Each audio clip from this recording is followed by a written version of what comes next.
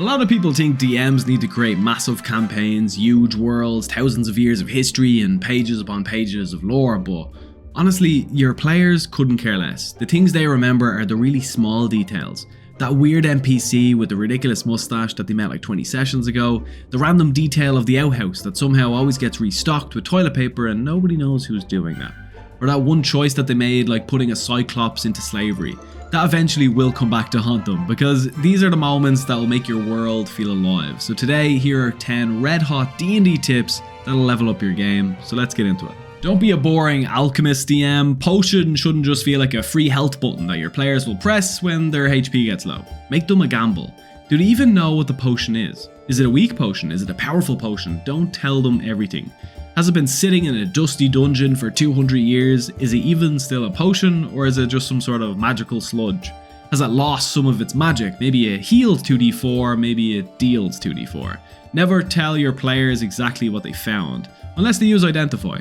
That mysterious red liquid could be a healing potion, or it could be an incredibly expensive poison. So let them make the choice. Make them say, do I really want to drink this? Build the map first. Before you even plan what's going to be in the room, draw your dungeon map. Even a little sketch can completely change how that session plays out.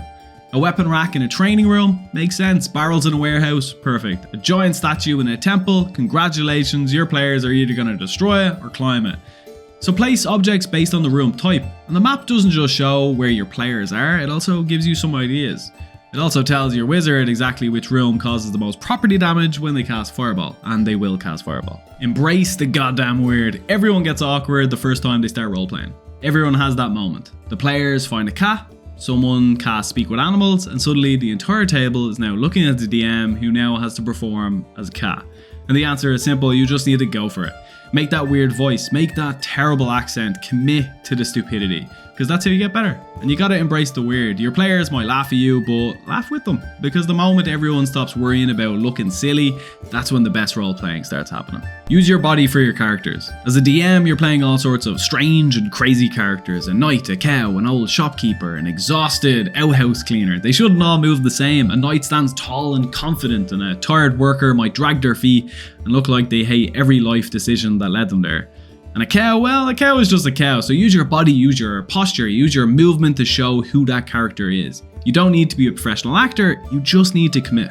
Design your voices. I like to make really weird voices because when you have 10 different characters in a town, you want your players to know exactly who they're talking to the second you start speaking.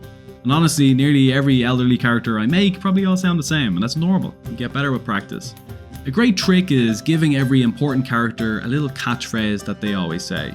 Say it a few times in your head, because your players might come back to Greg the Bridge Toll Man 20 sessions later, and hopefully you've written down what he says. One of my first characters I ever designed was the Map Man.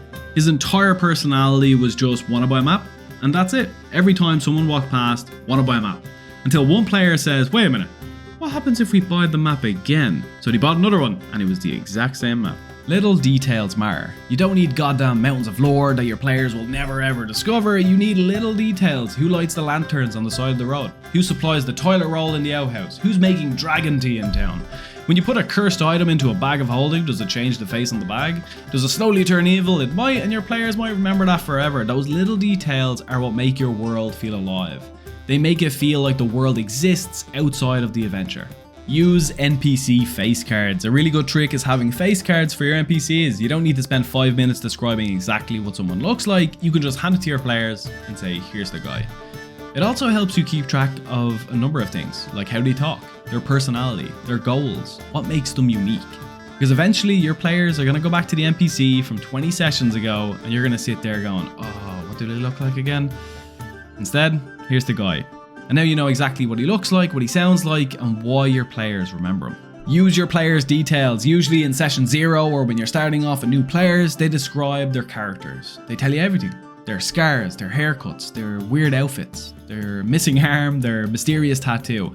And then after session 1, nobody ever mentions those again. Do not let that happen. Use them. Have a child walk up to them and ask, why are you missing an arm? Have a stranger recognize a symbol from their past. Have an NPC notice a scar that they've been hiding for years. Those small details from a character's backstory can create some of the biggest role-playing moments. Because when players realize you remembered something that they created, that's when their character starts feeling real. Give your NPCs emotional arcs. Don't create NPCs where its only purpose is just to meet the players. Create NPCs that they'll actually care about. I've noticed the weirdest NPCs are usually the ones that the party adopts. Doesn't matter if they start as a villain or even as an assassin that's trying to stab them in their bed at night. As long as they can talk, as long as they're funny, the party will probably recruit them. And let their players grow attached to them.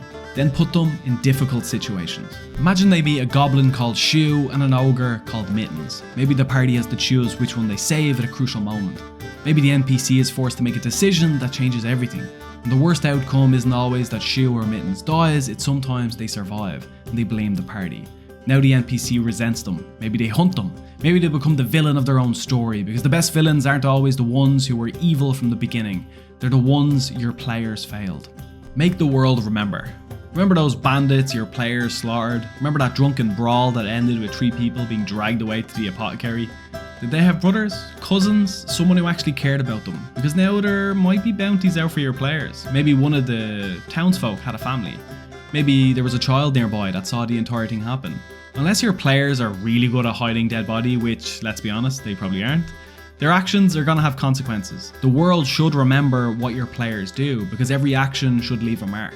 And that's when D&D becomes a story players remember, because we will make them remember. If you laughed, cried, or died, please subscribe for more tips and tricks. And if it's morning, good morning. If it's afternoon, good afternoon. And if it's nighttime, get to sleep. You have D&D tomorrow, hopefully. Alright, good night.